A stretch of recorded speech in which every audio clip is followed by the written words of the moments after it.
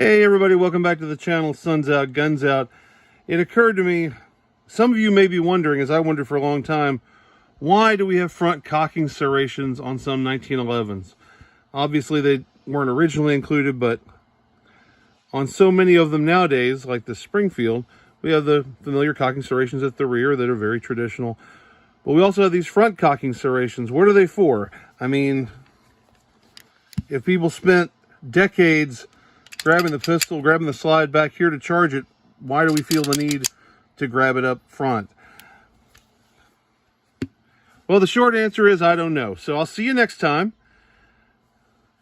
Now, the truth is, after doing some research, I've heard a lot of people talking gun shops. I've heard a lot of people, read a lot of things that people have written about front cocking serrations and why they exist, and they confused me for a long time. And the bottom line is I don't know, but I'll share with you the best that I can understand, like my best explanation. I was just watching some videos earlier, looking some online sources about why these exist, and none of it really rang true. Some guy was saying, oh, I like to charge my pistol up here when I'm in competition because that way it makes it easier to get a second hand on the pistol and start shooting. I don't know. I tried it different ways, and I didn't find it hard to charge the pistol and then get two hands on it.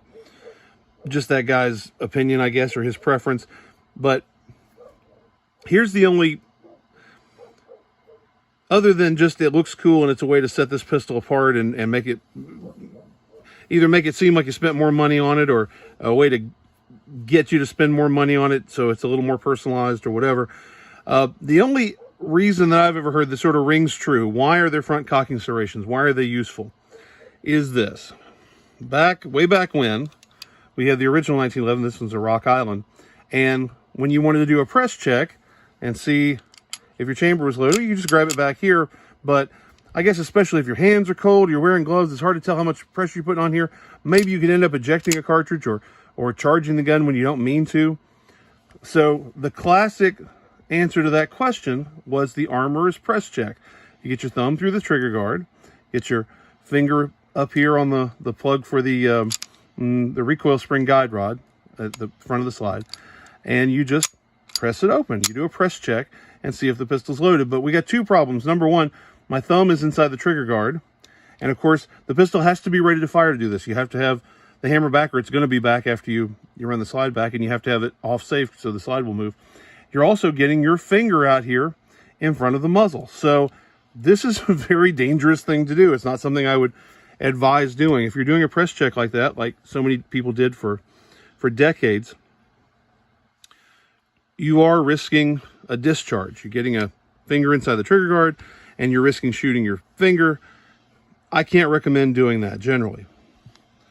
So what somebody decided was, well, we can do a press check by grabbing here if we have cocking serrations and moving the slide back a little bit, checking it. And because I don't have room to run the slide all the way back here, that means I'm not going to eject a cartridge accidentally. I'm not going to load a cartridge accidentally, and I'm also not going to get my fingers out in front of the muzzle.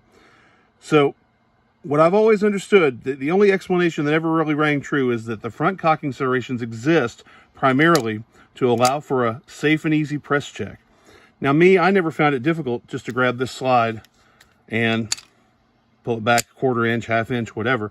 But some people apparently find it easier to do a press check by using those front cocking serrations, and that seems to be the most likely reason that they exist and that they were created. If you know something else about them, please let me know, because I'm not 100% sure. That's the only explanation I've ever heard that really made any kind of sense to me. Guys, as always, thanks for watching. I'll see you next time. Let me know in the comments what you think of the front cocking serrations and the press check on a 1911, and keep your powder dry.